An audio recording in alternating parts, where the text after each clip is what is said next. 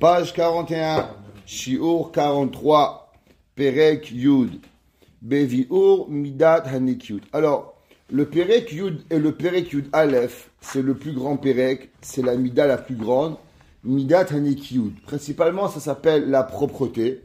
Bien sûr, c'est pas seulement physique la propreté, non pas dans l'action totale de la personne d'arriver à la propreté dans les midot. Alors, Midat Hanekiut.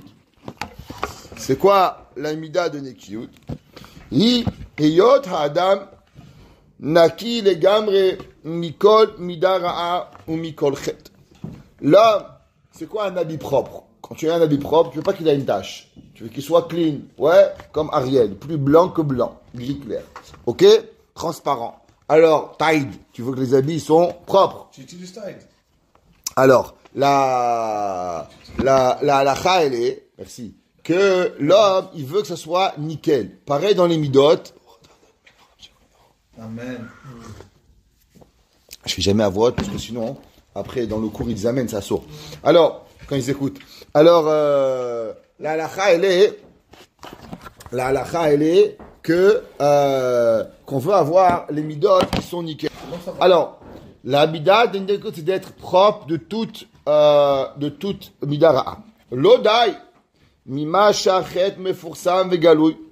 Pas seulement, bien sûr, la faute qui est dévoilée, et la gamme que mima she'ala alev niftebo lehorot eter badavar. Alors, bien sûr, les gens ont des bonnes personnes, généralement, on n'a pas peur des gros avérotes. Parce qu'on n'est pas des rechaïm, quand même, on est des gens bien. Mais, Baruch Hashem, seulement de quoi on a peur? On a toujours peur les permissions qu'on se donne. Ah, c'est pas une affaire, ça, Rabbi. Come on. Rabbi, come on. Je l'arnaque un petit peu, je lui vole pas. Come on. Non, le gars, il va pas aller au magasin, il va aller lui voler. Ça va, il va le fourrer un petit peu. Le gars, il va dire, ah, c'est pas important. Malheureusement, toute la avérote que l'on a, généralement, c'est quoi? C'est ce qu'on appelle moréhéter. C'est quand les personnes, elles se donnent des permissions ilchatiques. Ils essayent de croire que la Torah, on peut se donner des permissions. Keshekasher narkor ala behemet nimtsa shelo haya haeter ha'u nir'elo. Ouais, en vérité, que toute la permission qui est donnée, ela mipnei elo eyot alev adain nagua ktsat minata'ava. Seulement à cause qu'il avait un petit peu des envies. Le Gaon de Vina, il dit qu'une personne qui a cédé à son Yetzerara une fois, par exemple, il a volé. Il dit en vérité maintenant, il peut plus jamais se faire confiance dans les lois de vol. Il dit pourquoi? Parce que dès qu'il va arriver au halachot de vol, il va toujours avoir la facilité à permettre. Pourquoi? Parce que qui a shochad me'aver ene chachamim. Il dit un homme, il a été malhonnête. À partir de maintenant, il peut plus se faire confiance. S'il veut être un homme yachar, il peut pas. Un homme, il a dit la shonara. Maintenant, chaque fois qu'il a une question, il peut pas se faire confiance. Pourquoi? Parce que sa tête, elle est automatiquement penchée vers les coulottes pour pouvoir y arriver. C'est comme ça. Toute avéra qu'on a fait, et qu'on a souvent 2 et 3 fois, donc on est devenu permis dans notre tête, alors, c'est une des raisons qu'on a porté un korban sur une avéra de khatat. Pourquoi on a amené un korban sur un homme qui a fait sans faire exprès? Même sans faire exprès. Pourquoi il devait apporter un korban à l'Obet Hamidash?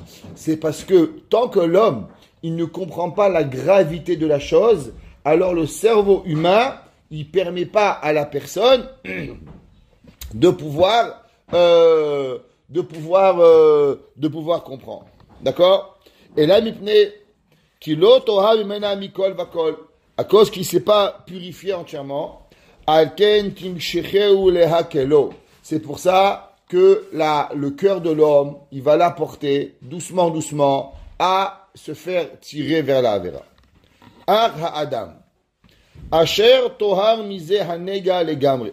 La personne qui a été purifiée entièrement, Venaki est propre, Mikol Roshemra, de toute trace du mal, Shemasheret Ata'ava Acharea, qu'elle laisse l'envie. Ça veut dire qu'on parle d'un homme qui est complètement désintéressé. Pas bien des mitzvot, par exemple, je tabarre chez Moulad.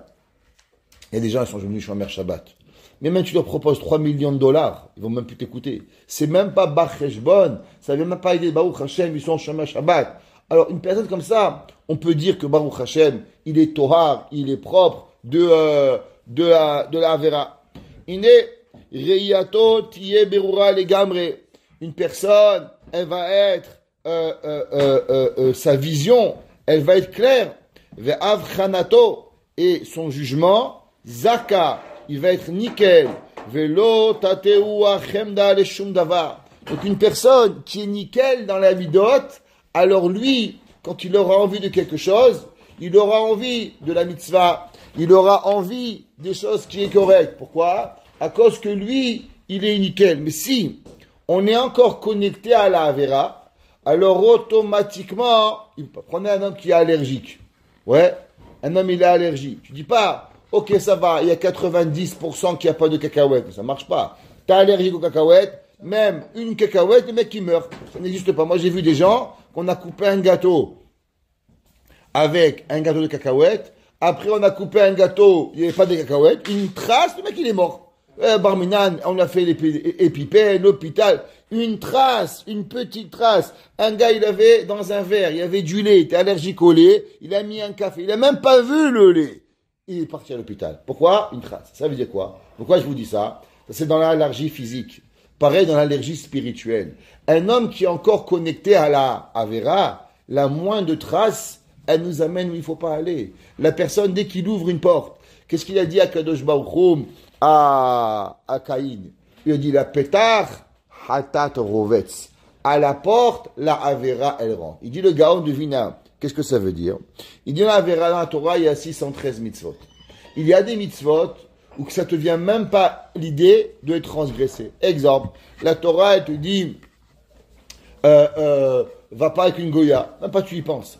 Là, tu te dis, va pas avec ta mère, même pas tu y penses. La Torah dit, va pas avec ta fille, même pas tu y penses. Ta tête, il y a d'autres avérotes où l'homme, il te dit, ça va, c'est pas grave. Je comprends pas, mais c'est le même bon Dieu. Pourquoi celle-là, c'est pas grave, et celle-là, c'est grave? Tuez, vous tuez, vous. Vous avez même pas, ça vous vient même pas l'idée de tuer quelqu'un. Ça, on réfléchit même pas à tuer. Alors, comment ça se fait que voler, on y pense un peu?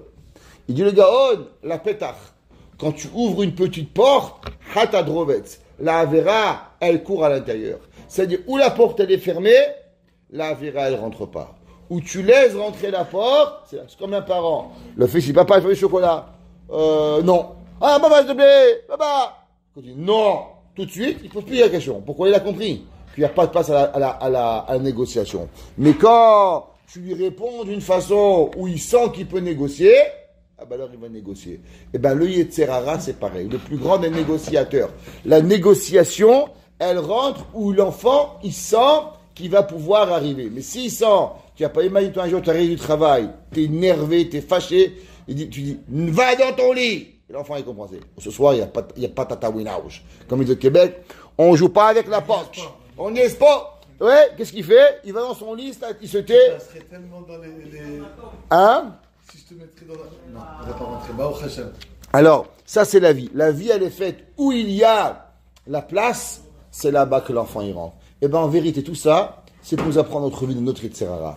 Où nous, on ferme la porte, le Yetzer Hara, il rentre pas. Où nous, le Yetzer Hara, on lui laisse rentrer, et bien c'est là-bas qu'il va rentrer le Yetzer Hara. En un mot, nous sommes responsables de l'ouverture et la fermeture des portes. On n'est pas dans un autobus, et quand on rentre et quand on sort, alors on ferme la porte après nous. Et comme ça qu'ils ont dit Chachamim, ouais, sur les gens qui sont Metaharim, Maaseem, Tahara Rabba, Shelo Yae Baem, Afilu, tournez la page, Nidnud Navara, même pas le moindre soupçon de mal, Nekiye Hadat Shebe Yerushalayim. La Gemara a dit qu'il y avait des gens qui s'appelaient les propres de Jérusalem, que eux, leur tête, ils n'avaient même pas un soupçon de Avera. Et dans Kedoshé, Betehorim, Elionim, le rabbi de Tosh, on raconte, juste parce que faut connaître l'homme que nous avons connu. Nous n'avons pas assez profité du géant qui était à côté de nous. Alors le rabbi de Tosh, quand il avait 15 ans, il a passé son diplôme rabbinique, il est devenu Rav, il a eu ses Michat Chachamim à l'âge de 15 ans. Et quand il est arrivé, après, il avait travaillé dur, parce que je ne sais pas si vous savez, être un rave, ça prend, regardez ici, les avrichim, tous les jours, ils sont là, ils étudient, ils révisent, et ça prend énormément de temps pour pouvoir y arriver, et bien sûr, beaucoup de nuits de sommeil, à ne pas, moi je me rappelle avant la Bechina, des semaines, ni on dormait, ni on mangeait, à l'époque on faisait quelque chose qui était, aujourd'hui on ferait plus, mais café, et je dirais pas avec quoi, Ve'ar Hashan, ouais, Hashan. La montagne se remplissait de fumée. Malheureusement, et on étudiait des heures et des heures et des heures pour y arriver. Alors, le Rabbi Otosh, le lendemain qu'il a sa semicha, dans son lit, il devait se lever à Tefila, 5 heures du matin.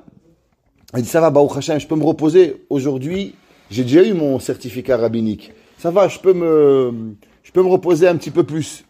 Et dans son sommeil, il dit quoi? À cause de ce papier, je vais arriver en retard. Il s'est levé, il a déchiré le papier. Il a dit comme ça, plus jamais j'aurai de la ga'ava avec ce papier.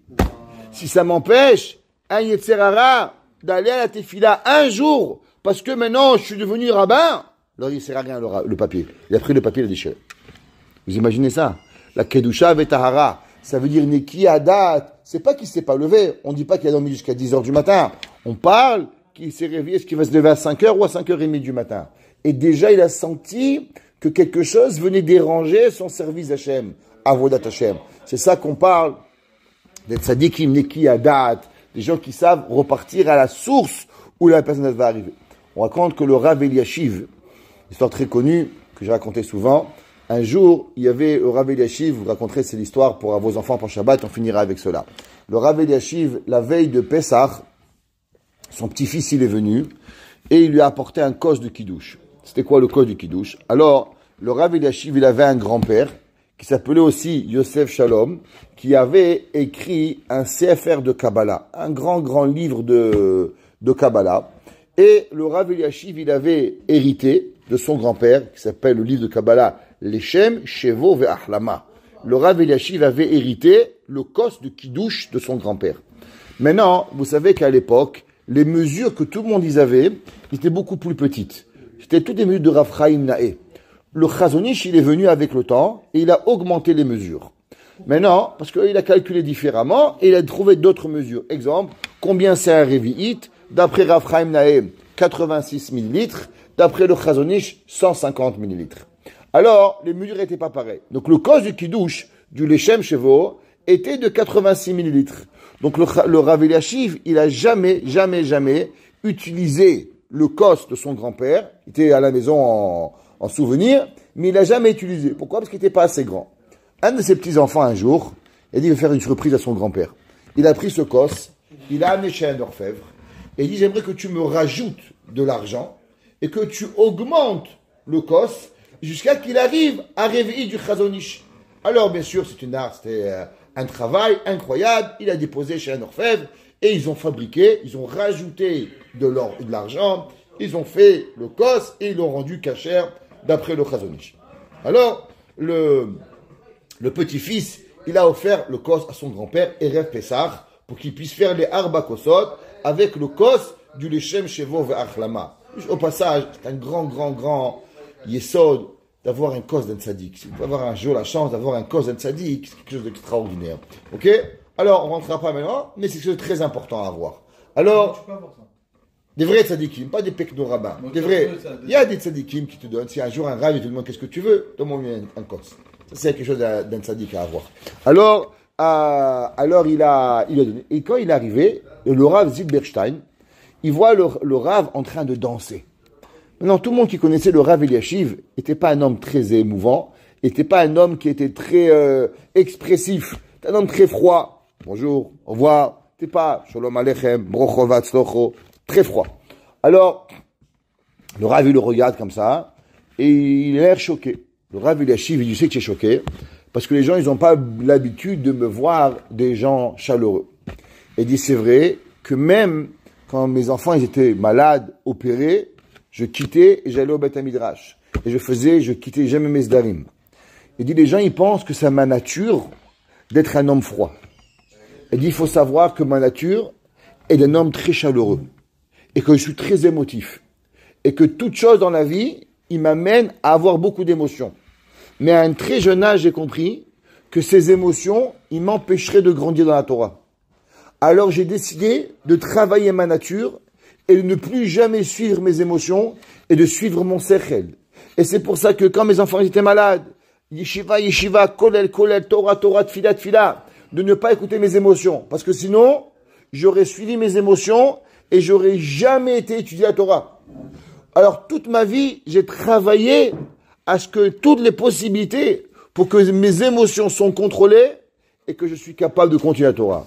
Mais une émotion telle que d'avoir le kos du Leshem Shevo V'Achlama, j'avais jamais pensé à elle. Alors j'arrive pas à me retenir. Et là, je suis en train de danser de joie parce que j'arrive pas à contenir mon émotion que je n'y ai jamais pensé.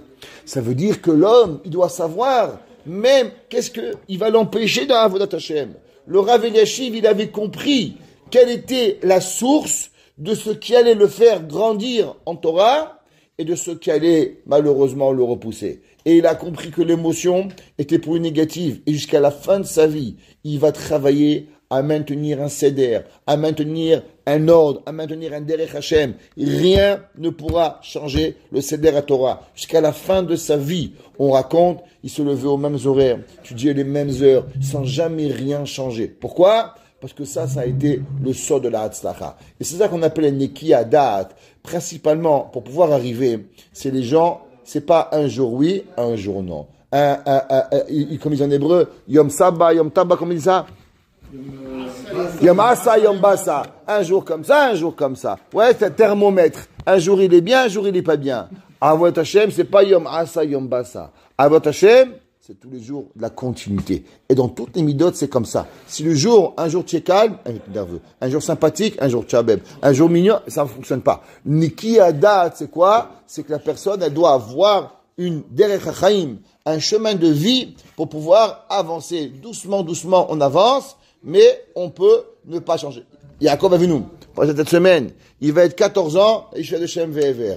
Il va être 20 ans chez Lavan, 20 ans avec le roi des escrocs. On fait pas un escroc plus grand que Lavan. Lavan, le roi des escrocs. Imagine les escrocs, Al Capone, c'est un enfant de cœur à côté de Lavan. Et comment on peut sortir un homme tzaddik à côté de Lavan? C'est parce que il y a pas Yom Asa, Yom Basa. On laisse rien passer. Qui on est, on avance. Et on se fait voler, et on se fait mentir, et on se fait tromper, et on se fait massacrer, et on se fait... Mais on change pas. On continue à Avodat Hashem. Et ça, c'est ce qu'on appelle Neki Adat. C'est quoi Neki Adat? Les gens propres de cerveau. Qu'est-ce que c'est dire propre du cerveau? C'est qu'ils ne se laissent pas influencer à travers rien. La seule chose qui continue, c'est qu'ils veulent savoir où on va. On se donne un trait, et le trait où on avance, alors on continue et on avance. Mais ceux qui sont là, un jour oui, un jour non, un jour on est gentil, un jour on est méchant, alors malheureusement, ces gens-là, ils n'ont pas beaucoup de succès dans leur vie pour pouvoir y arriver. Pourquoi? Parce que l'homme, il doit avancer. Et il doit savoir où est mon gain, où est ma perte. Qu'est-ce qui m'amène à Avodat Hashem et qu'est-ce qui me repousse à Avodat Hashem. Et l'homme, il y a souvent dans la vie, malheureusement, on est trompé par des gens qui nous racontent des salades. On est trompé par notre Yitzhara, où on se raconte des salades, où on raconte des salades à notre femme ou nos enfants, parce que on est très aléatoire. On doit mettre un trait, et où on met ce trait-là, grandir à votre Hashem, et qu'on soit en matzliach, à grandir pas par pas, pour arriver, be'emet, où l'homme, il veut arriver, beneki adat, pour arriver à Tohara Machashava.